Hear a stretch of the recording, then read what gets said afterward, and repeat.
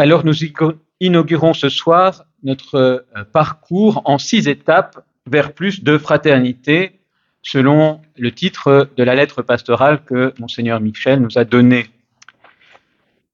Pour rappel, ce parcours aura donc 6 étapes, une première ce soir qui est une introduction, et une 6e qui ne sera pas une conclusion, mais qui sera une table ronde, reprenant avec les différents intervenants du parcours l'ensemble des questions, avec le but que ça ne conclut pas ce parcours, mais qu'au contraire, ça ouvre des chemins.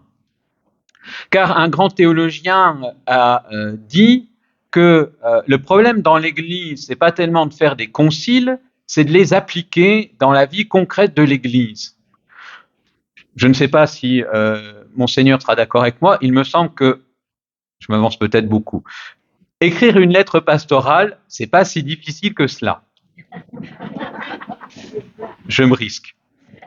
La mettre en pratique, c'est beaucoup plus délicat.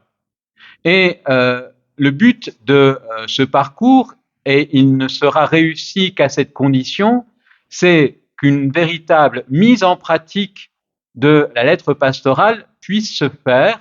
Elle a déjà commencé, mais il est souhaitable que ce parcours contribue à la mettre encore plus en action, encore plus en œuvre dans notre diocèse, dans les différentes réalités que sont les paroisses, les services, etc.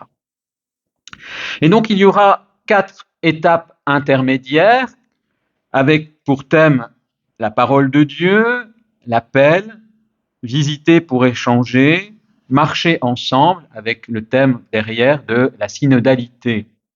Parce que nous voyons bien qu'il y a des manières très concrètes de vivre la fraternité et qui passent par ces grandes étapes, mais surtout, là encore, ces 4 soirées auront pour but de donner des pistes concrètes, applicables, là où nous sommes insérés en Église.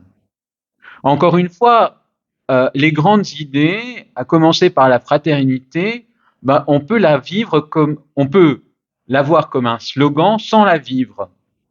Vous savez, la fraternité, elle est très simple quand on est tout seul.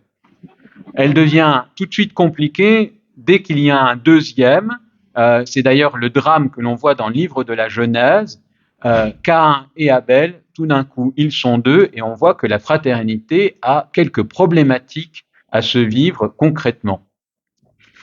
Et tout ce parcours donc se base sur un fait, que c'est le choix que vous avez fait, Monseigneur, de nous donner au début de votre épiscopat parmi nous une lettre pastorale qui donne une orientation, et vous allez nous la présenter ce soir.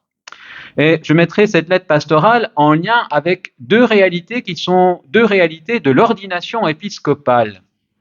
Lors de l'ordination d'un évêque, le prêtre qui est ordonné évêque reçoit un anneau qui est signe de la sponsalité, pour utiliser le terme qu'utilisent les théologiens, donc le fait que le prêtre qui est donné comme évêque à une église particulière devient signe, symbole du Christ époux de son église épouse.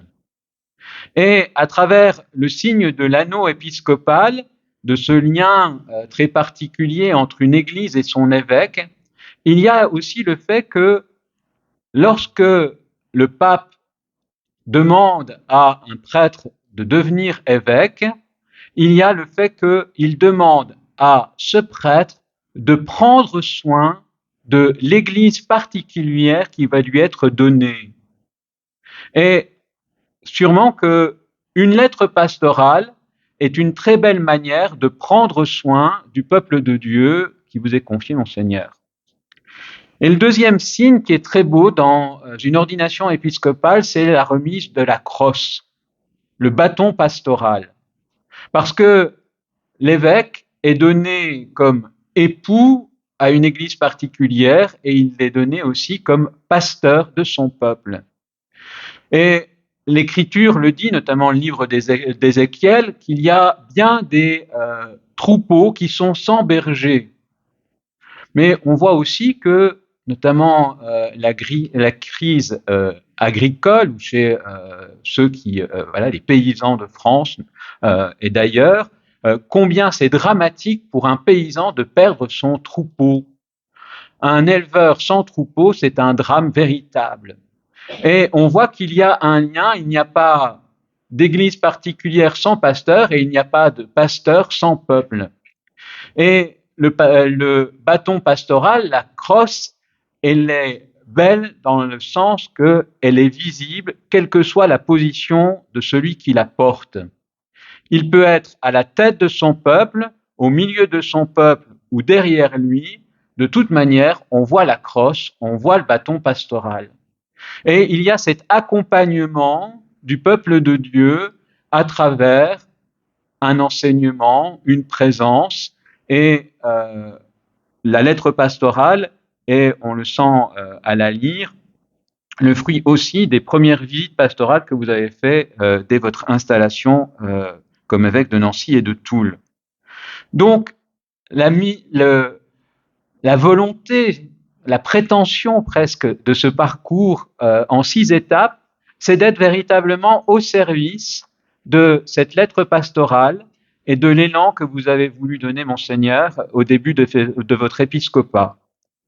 J'ai déjà trop parlé, donc je vous laisse la parole, mais que nous puissions ensemble vous écouter pour que vous puissiez nous dire à votre sens l'importance que vous avez voulu donner au début de votre épiscopat à cette lettre pastorale, à l'élan que vous voulez donner pour notre diocèse et peut-être aussi l'espérance qui est la vôtre devant ce parcours. Bonsoir à tous, ceux qui sont présents ici, ceux qui nous suivent par les moyens numériques. Je suis heureux de commencer ce parcours avec vous. Je remercie beaucoup l'équipe du service de formation de l'avoir mis sur pied. Je pense à Guy Lescane qui à l'époque pilotait l'équipe et puis maintenant Père Arnaud, et Nicole et tous les membres de l'équipe ainsi que les intervenants des prochains lundis. Alors je commencerai en faisant bien d'ailleurs le lien avec ce que Arnaud vient de nous dire. Pourquoi j'ai fait cette lettre pastorale? Premier point. Deuxièmement, j'ai prévu de creuser un petit peu quelques aspects bibliques et dans la tradition de l'Église. Et puis, je terminerai par quelques éléments de perspective pastorale. Alors, qu'est-ce que c'est qu'une lettre pastorale? On connaît les lettres qu'on trouve dans le Nouveau Testament, les lettres de l'apôtre Paul en particulier, mais aussi, tout à l'heure, je vous parlerai de lettres de l'apôtre Pierre, avec des accents différents. Il y a des accents très doctrinaux, l'épître aux Romains, c'est extrêmement intense, dense, et puis d'autres aspects, même dans l'épître aux Romains, à la fin, c'est plus pastoral. En fait, ça fait partie, et vraiment Arnaud vient de l'introduire, de la mission de l'évêque dans ses volets à la fois de conduite pastorale, de sanctification et d'enseignement. On est peut-être là sur le volet enseignement et en même temps conduite pastorale. Je vous cite un passage d'une exhortation de Jean-Paul II sur la mission de l'évêque. La mission d'enseignement propre aux évêques consiste à garder saintement la foi et à l'annoncer courageusement. Et d'ailleurs, à la mi-février, nous avons eu une session, les évêques de France, sur la mission d'enseignement des évêques, et on a travaillé par exemple sur la lettre du cardinal Saliège qui, au moment de ce drame contre les Juifs pendant la Deuxième Guerre mondiale, a osé prendre la parole courageusement. Voilà. Et ça nous a interpellés de savoir comment nous, aujourd'hui, dans le contexte d'aujourd'hui, nous pouvions aussi risquer une parole pour éclairer les consciences, pour éclairer le peuple de Dieu qui nous est confié. Et Arnaud a fait allusion à l'anneau et puis à la crosse. Moi, j'ai pensé là, en introduisant, à ce geste qui est pendant l'ordination aussi, où on met l'évangéliaire sur la tête du nouvel évêque qui exprime nous dit toujours le même texte de Jean-Paul II, que la parole imprègne le ministère de l'évêque et d'un autre côté, que la vie de l'évêque doit être totalement soumise à la parole de Dieu à travers sa prédication avec le maximum de patience et de doctrine. On met la barre assez haute, mais avec la grâce de Dieu. Alors, je voudrais toujours dans cette première partie faire un tout petit retour sur la genèse de cette lettre pastorale. Je ne suis pas arrivé à Nancy avec dans ma tête le contenu de cette lettre pastorale. Quand j'étais à Valence, en 9 ans, j'ai fait 2 lettres pastorales. Peut-être qu'on peut en faire plus, je ne sais pas. En tout cas, je ne suis pas arrivé avec l'idée d'en écrire tout de suite une. Mais en même temps, je savais que le diocèse, au bout de quelques mois de présence, les prêtres en particulier, les équipes pastorales, disaient « Monseigneur, donnez-nous aussi quelques orientations. » Voilà. Donc, je ne l'ai pas sorti de mon chapeau comme ça, et j'ai voulu d'abord écouter les premières visites, les premiers contacts, un peu dans tous les secteurs, et je savais qu'à un moment, il fallait aussi donner un élan en m'inscrivant dans une continuité, c'est-à-dire j'ai repensé, j'ai pris connaissance de ce qui avait été vécu avec cette démarche Repartir du Christ sur 3 ans menée avec Monseigneur Papin. Il y avait une continuité à trouver parce que l'aide pastorale, elle s'inscrit dans la vie d'un diocèse, c'est comme un jalon pour marquer le chemin, pour ouvrir la suite. Et avec aussi le lien avec l'Église plus largement. Et en particulier, il y a l'élan de l'exhortation apostolique du pape François au début de son pontificat en 2013. Vous vous rappelez ce texte qui est souvent encore cité, commenté. Il lance vraiment un appel à la conversion. D'ailleurs, le sous-titre du parcours, c'est « Pour vivre cette conversion pastorale ». Le pape disait « J'espère que toutes les communautés feront en sorte de mettre en œuvre les moyens nécessaires pour avancer sur le chemin d'une conversion pastorale et missionnaire. Ce n'est pas d'une simple administration dont nous avons besoin. Il nous faut nous constituer dans toutes les régions de la terre en un état permanent de mission. » Et puis un peu plus loin, il disait aussi, au numéro 87, ce que je vous ai cité, c'était le numéro 25, de nos jours, alors que les réseaux et les instruments de la communication humaine ont atteint un niveau de développement inédit, nous ressentons la nécessité de découvrir et de transmettre la mystique de vivre ensemble, de se mélanger, de se rencontrer, de se prendre dans les bras. Bon, ça tombait pas très bien au moment de l'époque du Covid après, mais de se soutenir, de participer à cette marée un peu chaotique qui peut se transformer en une expérience véritable de fraternité, en une caravane solidaire, en un saint pèlerinage. Sortir de soi-même pour s'unir aux autres fait du bien. Voilà, donc je pense que la thématique, elle est venue aussi en lien avec ce mouvement général de vivre une expérience de fraternité parce que c'est au cœur, et je vais y venir, de la vie et de l'identité même de l'Église. Et en plus, on peut voir que de nombreux diocèses autour de nous, ou plus loin, vivent un petit peu la même démarche. Reims, Lyon, etc. Alors, elle ne s'est pas élaborée non plus toute seule, cette lettre, c'est pas très difficile, mais pour qu'elle soit un peu plus reçue, qu'elle tombe un peu plus sur ce que le peuple de Dieu dans le diocèse attendait, nous avons commencé par un questionnaire. Je ne sais pas si vous vous en rappelez, en décembre 2023, j'avais exprimé quelques rêves. Je voulais voir comment ça réagissait. Bon, retour intéressant. Puis après, travail du conseil épiscopal, qui était un conseil assez large, où il y a l'équipe épiscopale, des représentants des secteurs, les services diocésains, l'équipe épiscopale. Voilà, diverses relectures. Et à chaque fois, ça enrichissait, ça réajustait dans la manière de... Et j'ai changé aussi mon idée. Moi, j'étais parti un peu sur l'idée qu'il fallait se regrouper dans les paroisses autour d'un lieu centre, un cœur de paroisse. Puis j'ai un peu abandonné cette idée.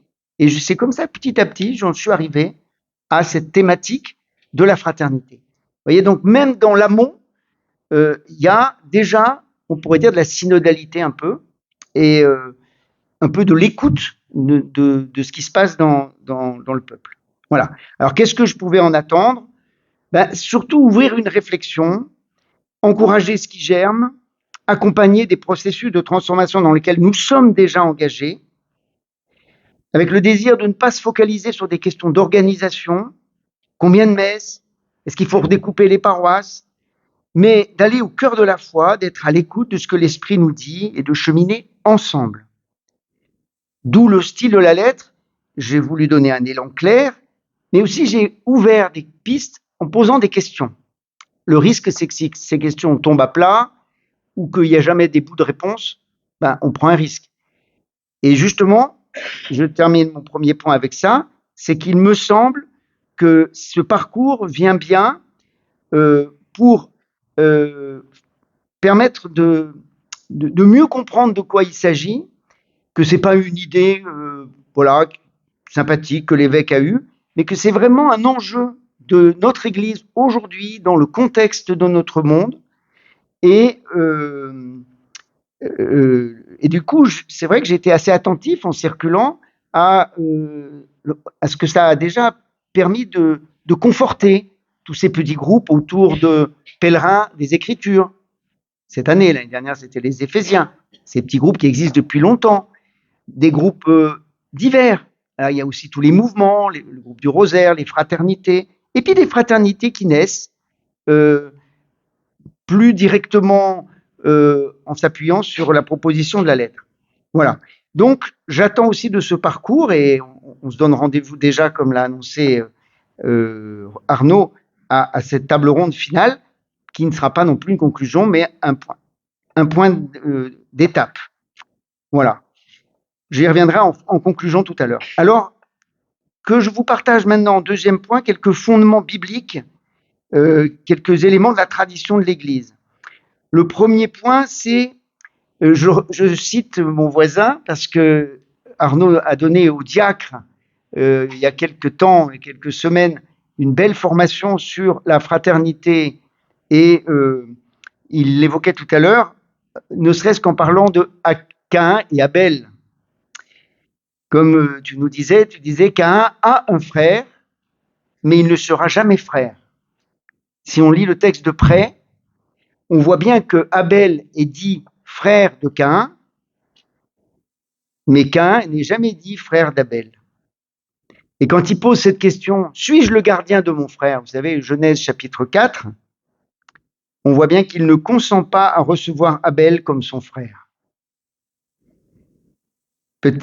Et Arnaud nous a aidé à voir que ça vient de cette relation fusionnelle avec Ève, qui enferme Caïn dans une relation où il n'y a pas la place ni pour le père, ni pour son frère. Et l'offrande de Caïn, pourquoi n'a-t-elle pas été agréée par Dieu? Peut-être tout simplement parce qu'il n'a pas mis de lui-même dans cette offrande, alors qu'Abel s'est offert lui-même. Et on voit bien que Dieu a essayé de tendre des perches à Caïn pour qu'il puisse parler, qu'il puisse dire ce qu'il vit, mais il n'y arrive pas. Et Caïn va passer à la violence en tuant son frère. Et tu nous disais, je me permets de te citer, l'échec de la fraternité est d'abord un échec de l'altérité.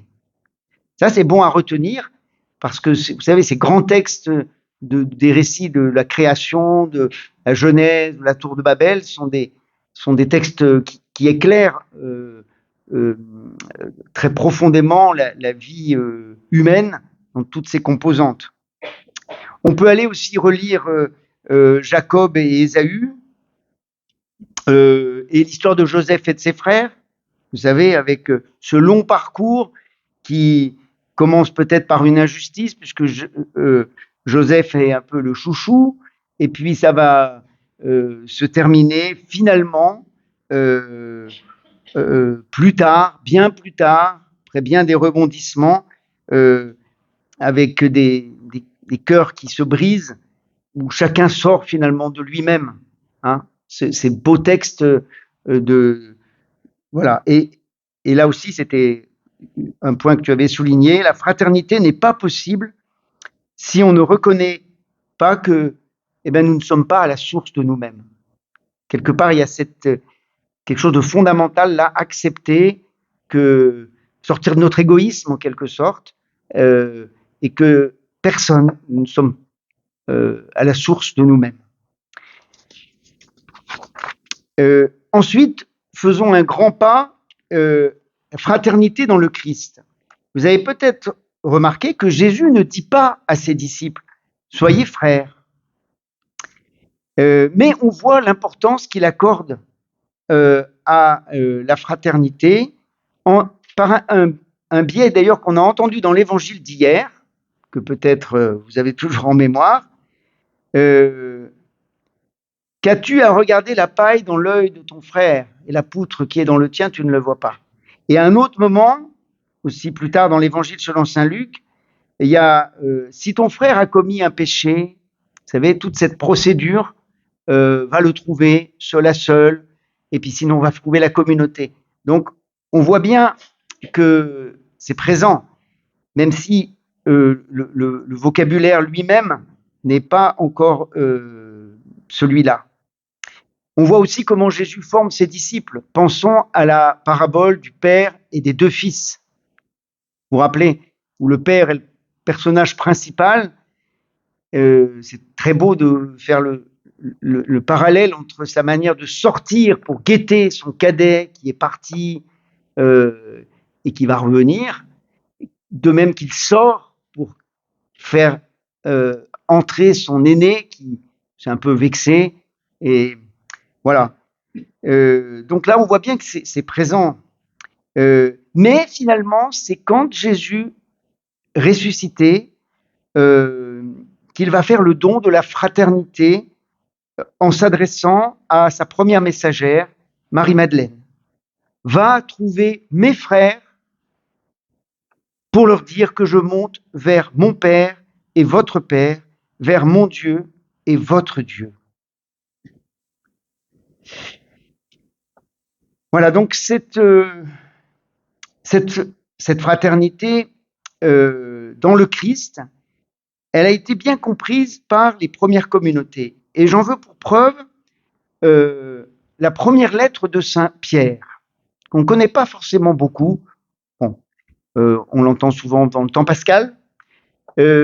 Cette première lettre de Pierre, c'est en fait une lettre d'encouragement et de réconfort pour des premières communautés de chrétiens qui ne sont pas, qui sont un peu dispersés au milieu de non-chrétiens. Et du coup, la lettre tricote beaucoup entre une invitation à vivre vraiment selon l'Évangile, donc à tisser ces liens de fraternité, dont un rapport un peu de différence avec le monde ambiant. C'est d'ailleurs assez intéressant parce que ça rejoint notre situation au XXIe siècle. D'être des chrétiens au milieu de croyants musulmans, croyants d'autres religions, de non-croyants. Voilà. Un peu comme une diaspora. Et Saint-Pierre va encourager les disciples du Christ à vivre vraiment l'évangile à plein, comme des frères, en frères, en acceptant cette différence et en témoignant au milieu. Voilà. Donc, ils sont disséminés, ils sentent la différence avec des non-croyants ou des croyants d'autres traditions, et bien du coup, ça les pousse à témoigner. Alors ça, c'est intéressant parce que c'est autant dans les évangiles ou dans les lettres de Paul, on va parler de l'Église en disant l'Ecclésia, savez, ceux qui sont appelés, de ce verbe grec qui veut dire les appeler. Là, saint Pierre utilise un autre vocabulaire très original, qu'il est un peu le seul à utiliser, mais qui va être très utilisé après par les pères de l'Église, qui est le vocabulaire de la fraternité, justement. Et on le voit, par exemple, dans la première lettre de Pierre au chapitre 2, verset 17, après, justement, après avoir encouragé les disciples à vraiment faire corps, eh bien, il leur donne des consignes pour vivre dans ce monde où il y a des païens, quoi. Et il leur dit, honorez tout le monde, aimez la communauté des frères, craignez Dieu, honorez l'empereur. Donc il leur dit, voilà, des consignes, mais la communauté des frères, en fait, le mot, c'est adelphotes, c'est-à-dire la fraternité. Et c'est vraiment l'identité de ce groupe. C'est une manière de désigner l'Église, la fraternité. C'est pas la vertu de fraternité, c'est le groupe, la communauté des croyants devenus frères par l'initiation chrétienne. Et alors il y a un prêtre qui s'appelle Michel Dujarrier qui a beaucoup travaillé sur cette question-là. Il a écrit d'ailleurs un petit livre qui s'appelle L'Église fraternité, les origines de l'expression adelphotes ou en latin fraternitas aux 3 premiers siècles du christianisme.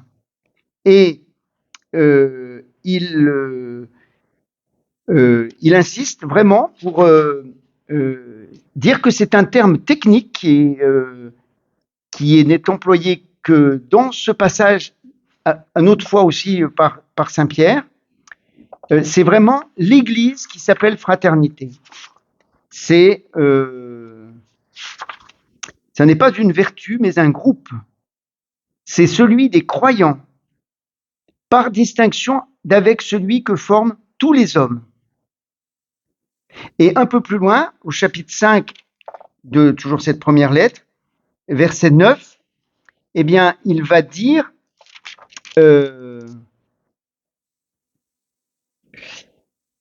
quand il leur dit qu'il y a des persécutions, faites attention, mais restez confiants, déchargez-vous sur Dieu de tous vos soucis, puisqu'il prend soin de vous. Soyez sobres, veillez.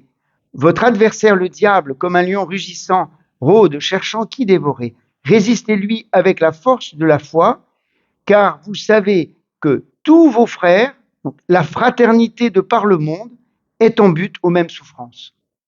Voilà, vous savez qu'il y a des persécutions et vous allez savoir que vous êtes liés à cette fraternité qui est dans notre église locale, mais finalement qui est de par le monde. Et ce qui est intéressant, c'est après de regarder que ça a été repris beaucoup par un auteur des premiers siècles, qui est évêque de Carthage au IIIe siècle, Saint Cyprien. Il est évêque de Carthage de 249 à 258, date où il va mourir martyr. Et lui, il développe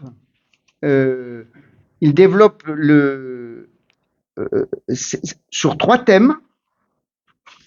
Lui, justement, il va mourir pendant une persécution. Eh bien, il parle toujours de la fraternité pour dire l'Église. Le premier thème, c'est dans ses lettres surtout. La fraternité, c'est l'Église, le peuple de Dieu dont tous les membres vivent dans l'unité et dans la joie en s'efforçant de suivre l'Évangile. L'Église fraternité doit chercher à réaliser l'idéal apostolique de l'unité.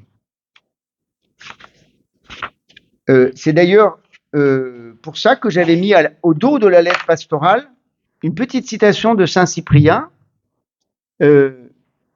Voici la simplicité qu'on devrait connaître dans l'Église. Voici la charité qu'il y faudrait obtenir pour que l'amour de la fraternité imite les colombes pour que la mansuétude et la douceur soient égales à celles des agneaux et des brebis. Le deuxième thème, c'est que ça rejoint un petit peu ce que j'ai été dit en introduction, le rôle de l'évêque, qui est pour cette Église fraternité le signe visible de la présence du Christ. Et l'évêque doit marcher le premier en veillant principalement à l'unité. Il dit par exemple, j'ai toujours en vue et en tête le salut de toute notre fraternité et la préservation du troupeau, comme la charité l'exige. Et puis le troisième thème, c'est l'unité de la fraternité est à la fois un don de Dieu et la garantie de notre union vitale avec le Seigneur. Parce qu'il y a justement cet esprit du mal, ces persécutions. Et ça rejoint la citation que je vous ai dit. Et Cyprien va beaucoup se dépenser lui-même, jusqu'à même des pardons, pour préserver cette unité. Voilà. J'ajouterais sur cette thématique-là le fait que c'est dans l'Eucharistie, c'est dans le baptême et l'Eucharistie que, on va dire, s'alimente dans la foi au Christ et dans le baptême et l'Eucharistie que s'alimente cette fraternité. Et on peut l'actualiser en se disant aujourd'hui le baiser de paix. On en a peut-être un peu perdu le sens. On dit, on n'a pas le temps de se dire bonjour, alors on va se dire bonjour. Non, c'est pas ça. Et puis alors d'autres pourraient dire, mais enfin, oui, c'est bien gentil, mais enfin, c'est pas parce qu'on a serré la main que ça va faire abolir toutes les divisions. Comme on a vu au début, la fraternité, elle n'est pas ce que nous dit la Bible, et puis c'est pas non plus facile. En fait, finalement, l'acte du baiser de paix, qui vient pas n'importe quand, mais bien dans le rite de communion, c'est en fait l'acte de foi que cette présence du Christ va nous donner la possibilité d'accueillir et de bâtir. Il faut dire les deux mots, c'est-à-dire qu'il y a quelque chose à accueillir que seul Dieu peut nous donner pour dépasser des clivages et des tensions dans la communauté avec les frères, et en même temps nous engager à bâtir cette fraternité. Donc quelque part, c'est très engageant intérieurement. Je m'ouvre à la présence de Dieu, à l'action de Dieu. Nous annonçons une communion que seul Dieu peut nous donner, et en même temps, nous disons que nous sommes déterminés dans l'envoi après la célébration à tout faire pour qu'elle vienne. Et nous croyons que le Christ, par la force de ton esprit, peut nous donner la force de surmonter des divisions. Je pense que ça prend du sens dans des communautés divisées, dans des lieux, on peut penser là où il y a eu des guerres ethniques, des luttes, voilà, des gestes de paix dans ces moments-là. Ça se vit aussi à l'intérieur d'un couple, quand il y a eu des crises à traverser, et que voilà, on sait que on peut pas tout seul bâtir la réconciliation, mais on l'accueille. Voilà. Et nous chantons d'ailleurs, devenons le corps du Christ. Nous sommes le corps du Christ, et c'est Saint Augustin, devenir ce que nous avons reçu, le corps du Christ. Voilà. Mais je voudrais terminer cette deuxième partie, fondement biblique et tradition de l'Église, par une question quand même. C'est que on pourrait se dire, c'est bien gentil cette fraternité dans le Christ, mais est-ce que c'est une fraternité ouverte ou une fraternité fermée? Parce que alors là, je m'avance un peu, c'est dans ma tête, je cherche à mieux comprendre, mais j'ai été aidé par un petit livre que je n'ai pas lu, mais dont j'ai lu un peu le résumé de Benoît XVI, en fait, il a été emprunté à notre bibliothèque en 2017. Donc peut-être quelqu'un d'entre vous l'aurait, ce livre. C'est le jeune Benoît XVI, qui s'appelait alors Joseph Ratzinger, écrit en 1960, une grande année. Ce petit livre, Frères dans le Christ. Et il se pose cette question-là, comme un jeune théologien, et il se pose cette question, est-ce que c'est une fraternité ouverte ou une fraternité fermée? Parce qu'évidemment, on a envie de dire elle est ouverte, parce que Jésus, dans l'évangile, on voit bien qu'il se fait le frère de tous, jusqu'au bon larron, voilà. Mais en même temps, ce qui se passe dans cette foi commune, dans ce baptême reçu, dans cette Eucharistie qui nous construit comme le corps du Christ, qui nous façonne comme le corps du Christ, c'est une fraternité qui se distingue des non-croyants. Et c'est une question importante. Et il va faire le détour par la philosophie des Lumières. Et la philosophie des Lumières a mis en valeur, avec la Révolution française entre autres, mais a mis en lumière une fraternité qui se veut universelle. Un sentiment fraternel avec tous.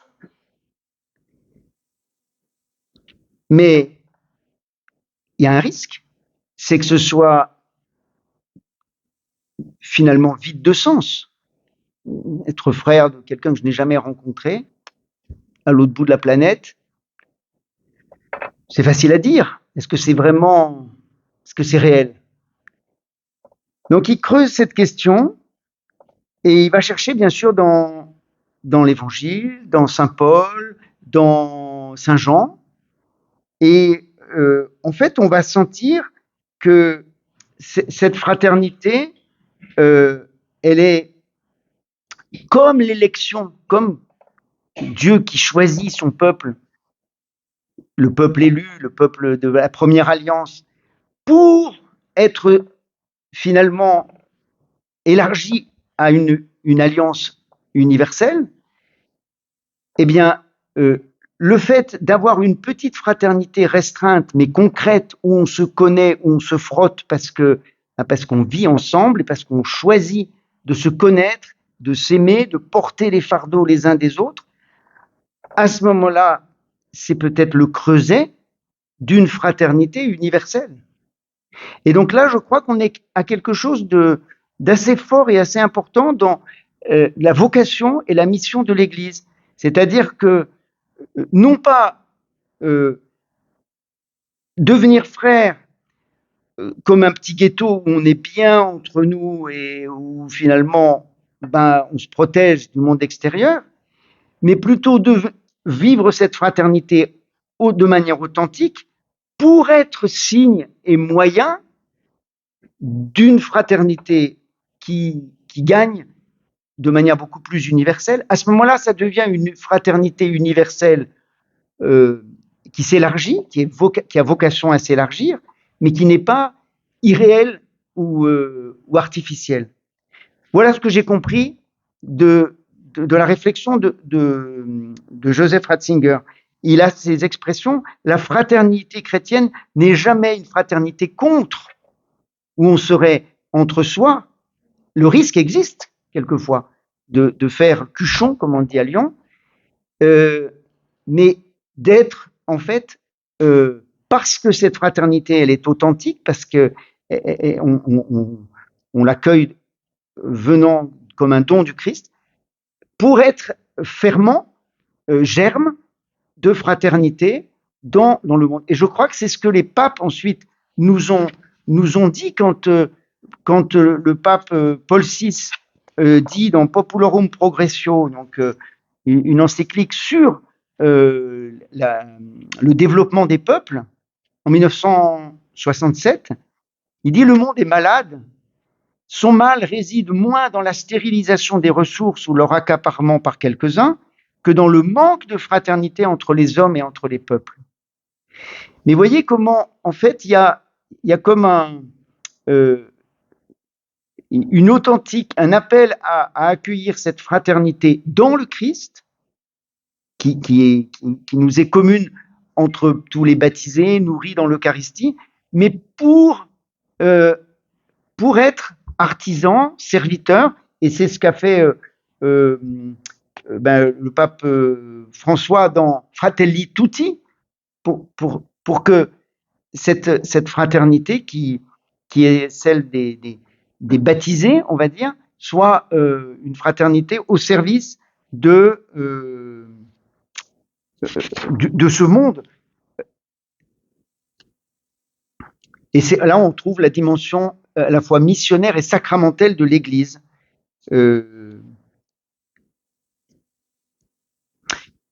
Voilà, il me reste quelques minutes pour conclure. Mais c'est une question que je me suis posée parce que de fait, dans ma lettre pastorale, je n'ai pas abordé, et quelqu'un m'en a fait la remarque dans un courrier, j'ai trouvé ça intéressant il y a quelques mois, je n'ai pas abordé tellement cette dimension de le service de la fraternité plus large que l'Église. Je me suis un peu concentré sur la fraternité baptismale qu'il s'agit de faire grandir,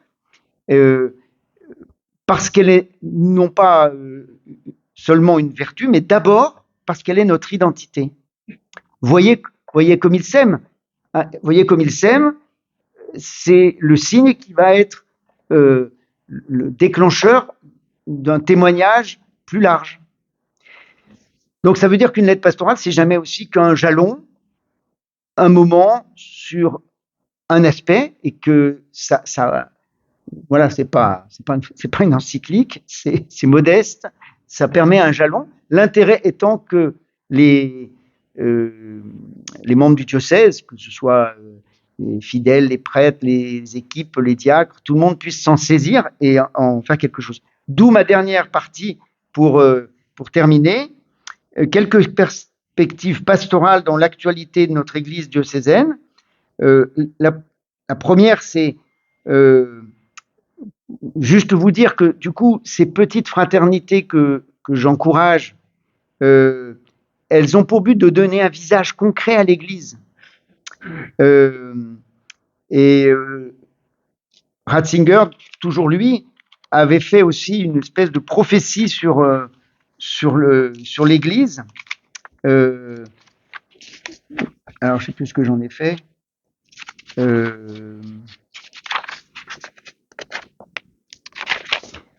Bon, il disait, en gros, je vois une Église qui sera beaucoup moins puissante et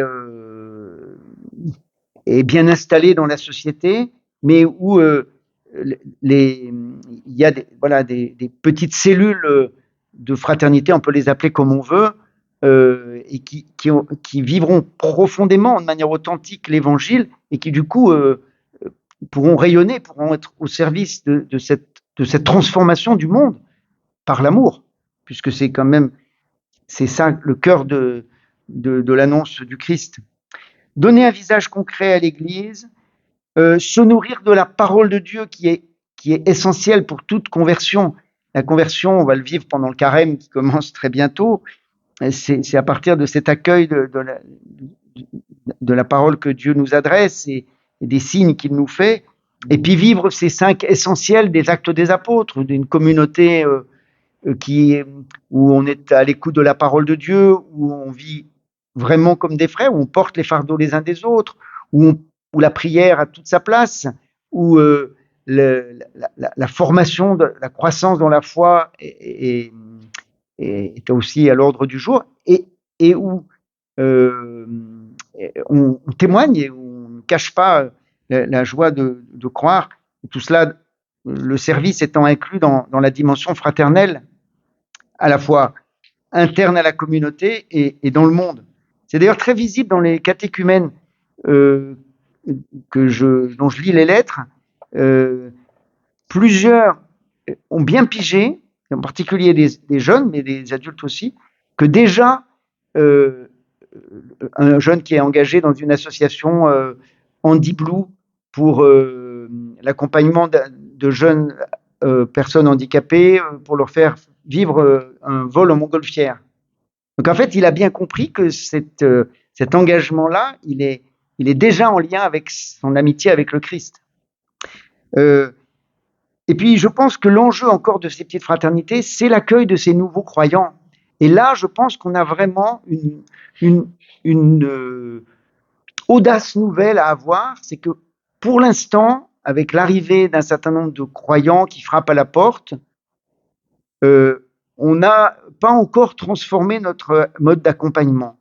On les accompagne sérieusement pour leur faire découvrir la Bible, leur apprendre à prier, mais les communautés n'ont pas encore saisi qu'elles avaient leur rôle à jouer et qu'il ne suffit pas de faire une bonne catéchèse et d'aider quelqu'un à apprendre à prier. Il faut aussi que cette personne rencontre et dialogue, partage, chemine avec des croyants.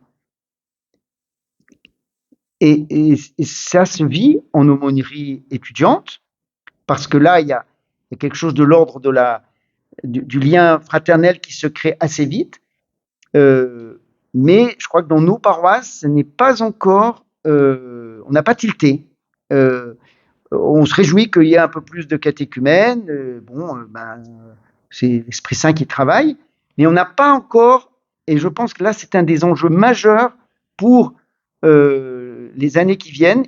Il faut que autour d'un catéchumène, il y a une espèce de petit groupe d'amitié fraternelle où on va prier ensemble.